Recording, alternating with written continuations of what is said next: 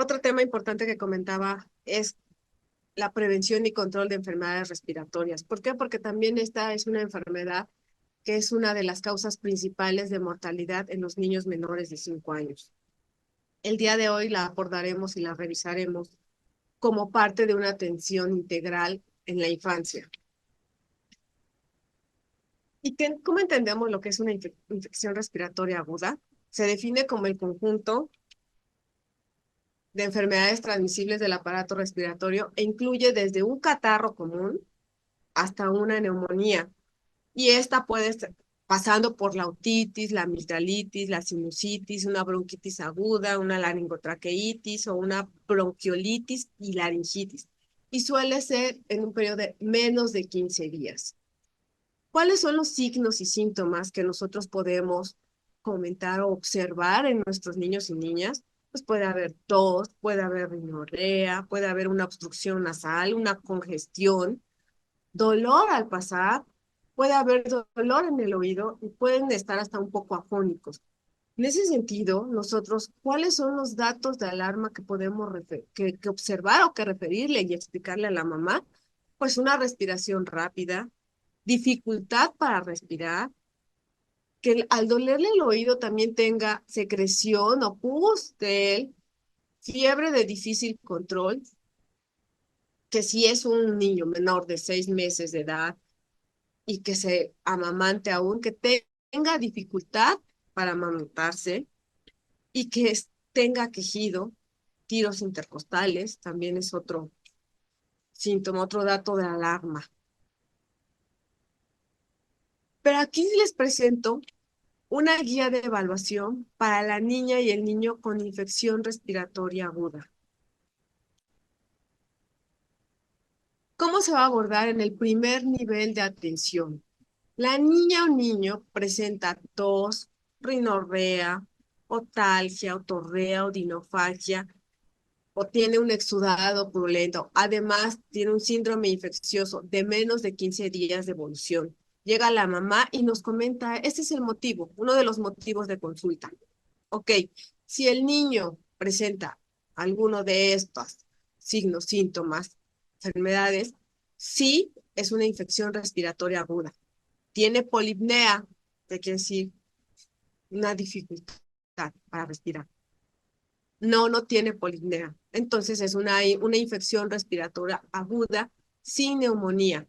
Se puede tratar entonces de, a lo mejor, una rinofaringitis, una faringoamigdalitis purulenta, una otitis media aguda, una sinusitis, una laringitis, una laringotraqueitis, una bronquitis o una bronquiolitis.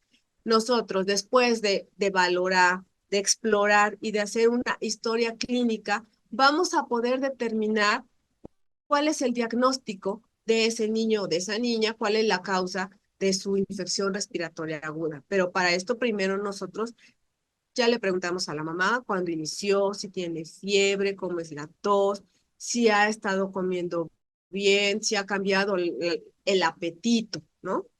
Entonces, no, es una ira sin neumonía. Ahora, sí tiene signos de polipnea. Entonces, ahí podríamos sospechar de una ira con neumonía.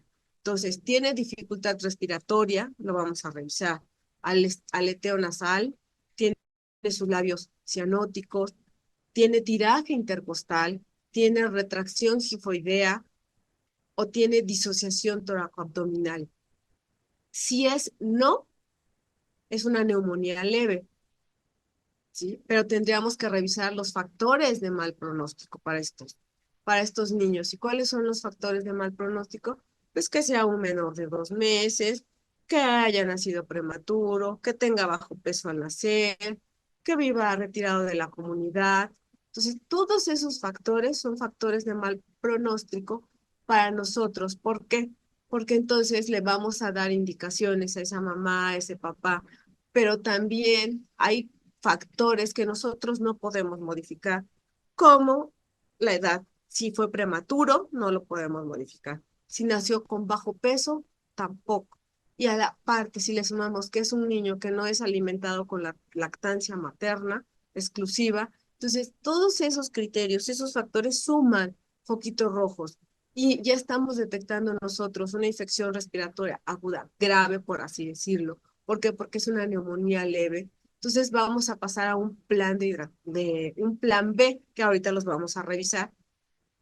Ahora, tenemos una ira con neumonía, que tiene, el niño tiene, si tiene aleteo, si tiene cianosis, si tiene una retracción hipoidea, si tiene una disociación toracolumbar, pues va a ser una neumonía grave. Obviamente, si es una neumonía grave, no nos lo vamos a quedar en un primer nivel de atención. ¿Por qué? Y aparte, si le sumamos todos los criterios de mal pronóstico que revisamos en IRAS y perdón, en las enfermedades diarreicas que ahí les comentaba, niño menor de 2 meses, que si su mamá es adolescente, que si nació con bajo peso, que si es prematuro, todos esos factores, ¿sí? Se suman. Y aparte ya ahorita trae un cuadro grave de neumonía, vamos a hacer una referencia y lo vamos a derivar. Esto sería un plan C. Ahora vamos a revisar de qué trata si un niño me llega a consulta con una infección respiratoria aguda, no tiene datos de dificultad respiratoria, su apetito está conservado, está despierto, y puede tratarse, una vez que le hicimos toda la exploración física y la historia clínica, a lo mejor de una simple faringitis o de una rinofaringitis, es un plan A. En el plan A, quiere decir que no tiene neumonía, va a ser tratamiento ambulatorio, le vamos a dar tratamiento en casa, va a ser tratamiento sintomático para la fiebre, en este caso, generalmente siempre se indica paracetamol, ¿sí? Lo vamos a mantener hidratado, si está siendo amamantado, vamos a indicar que continúe con lactancia materna, sí a evitar corrientes de aire y obviamente le vamos a indicar aseos nasales, nada más, ¿sí? Y a lo mejor una revaloración, 24, 48 horas. Lo citamos para saber cómo va y darle nosotros un seguimiento adecuado a ese niño.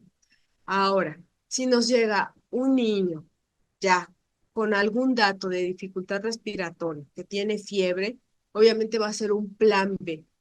¿De qué se trata ese plan B? Puede tratarse de una neumonía leve. Le vamos a dar las medidas generales a la mamá, le vamos a continuar la alimentación habitual, le vamos a comentar que vamos a incrementar la ingesta de líquidos, vamos a iniciar el tratamiento médico adecuado para ese niño, para esa niña, una vez que ya emitimos el diagnóstico, ¿sí? Y se le va a dar, generalmente se le da amoxicilina, paracetamol, y lo vamos a mandar a casa. Pero ese niño lo vamos a citar a las 24 horas, ¿sí? Pero recordemos, si es un niño que tiene criterios con factores de mal pronóstico, entonces sí vamos a hacer énfasis en que no se esperen si ese niño en la madrugada o tempranito empieza con fiebre o con algún dato de dificultad respiratoria, con retracción hipoidea, que vean que le cuesta mucho más trabajo respirar, entonces lo tiene que llevar inmediatamente y que no se espere las 24 horas, ¿no? Y si es un niño que ya me llegó mucho con más signos, aleteo nasal, dificultad respiratoria, ya está cianótico, ya está otónico, eso es una neumonía grave, ya delicada, ¿sí? Obviamente lo vamos a referir, le vamos a dar medidas generales y lo vamos a referir. ¿Por qué? Porque ya necesita estar hospitalizado. Obviamente en una unidad de segundo nivel le van a poder suministrar el oxígeno y obviamente se le va a iniciar lo que es el tratamiento con antibiótico. Pero, y más si es un niño que tiene criterios de riesgo, de mal pronóstico, es derivar. Derivarlo y sí, darle el seguimiento una vez que ese niño se dio, se refirió, hay que pedir la contrarreferencia. ¿Para qué? Para que cuando lo regresen a nuestra unidad de primer nivel de atención, nosotros sigamos orientando, ¿sí? A las mamás de cómo prevenir infecciones respiratorias agudas y cómo detectar datos de alarma. No dejar que se prolongue y no decir, porque muchas veces las mamás piensan, ah, solo es una gripita. Y esa simple gripita evoluciona muy rápido, y más en niños que tienen factores de riesgo de bajo peso, prematuros o que tienen algún defecto del nacimiento. Entonces, todos esos criterios nosotros los debemos de tener en consideración al momento de tomar la decisión si el niño ya llegó con algún dato de alarma. Decir, ok, lo regreso a casa, lo derivo al segundo nivel. Siempre es para prevenir un desenlace que no queremos, ¿no? Como ya les comenté, las infecciones respiratorias agudas y las enfermedades diarreicas agudas siguen siendo causa prevalente de mortalidad en los menores de 5 años. Y esas son enfermedades, esas muertes son prevenibles, siempre y cuando sensibilicemos, capacitemos a las mamás, a los papás, a los cuidadores primarios y se les brinde una atención oportuna desde el primer nivel de atención. Y las recomendaciones que podemos dar en general es que una alimentación adecuada, ¿sí? Que se esté, si el niño o niña está alimentándose adecuadamente, si solamente se identifica una infección respiratoria aguda que no trae ningún dato de alarma, su alimentación puede continuar, que no se le suspenda la lactancia materna, ¿sí? Que consuma más líquidos de lo normal, ¿sí? Obviamente hay que evitarles los refrescos o las bebidas enlatadas a los niños y niñas y hay que incrementar el consumo de frutas, de alimentos que contengan vitamina A y vitamina C. ¿Y cuáles son los cuidados generales? Pues ventilarle la habitación, ¿sí? Pero también que no entren corrientes de aire, evitar cocinar con leña o que dentro del hogar o dentro de la casa, generalmente en algunas comunidades tienen fogones. Entonces, eso también les hace mucho daño a los niños y niñas. Entonces, evitar encender este tipo de fogones dentro de los hogares, no fumar cerca de los niños, cambiar frecuentemente la posición de lo que son los muebles, la cama, ¿sí? La ropa de cama, cambiarla, evitar que los niños estén en contacto con personas enfermas. Si en algún miembro de la familia está enfermo, presenta signos, síntomas de un resfriado común, evitar que se le acerque a una persona recién nacida o que a un niño menor de 2 meses también, ¿no? Entonces hay que cuidar esa parte. Si vemos que alguien está enfermo, podemos decir, ahorita no lo beses, no lo abraces, hay que mantener alejada a la persona que está enferma dentro del entorno familiar. Y obviamente, si hay estornudos o si tiene tos, recordar lo que es el estornudo, cubriéndose con el antebrazo, con el codo, utilizar cubrebocas, taparse la nariz, si se llega uno a sonar, pues hay que lavarse las manos. ¿Por qué? Porque todas estas medidas o estos cuidados generales van a proteger también a los demás miembros de la familia, ¿no? Y después de la situación que vivimos, yo creo que todos quedamos muy sensibilizados y en el momento, sí, concientizamos que el utilizar cubrebocas cuando tenemos alguna infección respiratoria aguda es protección tanto para la persona enferma como para los demás miembros de la familia. El tener medidas higiénicas de lavarse las manos cada que me sueno la nariz o cada que me toco, también es una medida higiénica que va a proteger tanto a mí como a los demás miembros de la familia. Entonces, como ya comenté, la atención integral para niños y niñas aborda estas dos enfermedades, que son las diarreas y los resfriados o las infecciones respiratorias agudas. ¿Por qué? Porque hoy en día sigue habiendo muertes en niños menores de 5 años que ya no deberían de existir. Y nosotros, desde el primer nivel de atención, con el enfoque que tiene el INS Bienestar, que es de promoción y de prevención de enfermedades y de diagnosticar oportunamente para evitar muertes, y más en nuestros niños y niñas, creo que tenemos mucho que hacer y es sensibilizar y capacitar a los papás y a las mamás.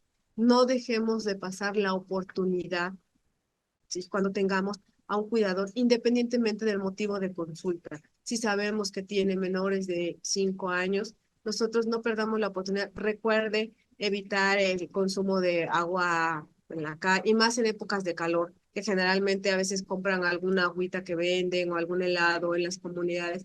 Decirles que debe de, si es un menor de 5 años, que tenga las medidas higiénicas adecuadas a la hora de preparar alimentos, que no consuma agua que esté como de dudosa preparación, por así decirlo.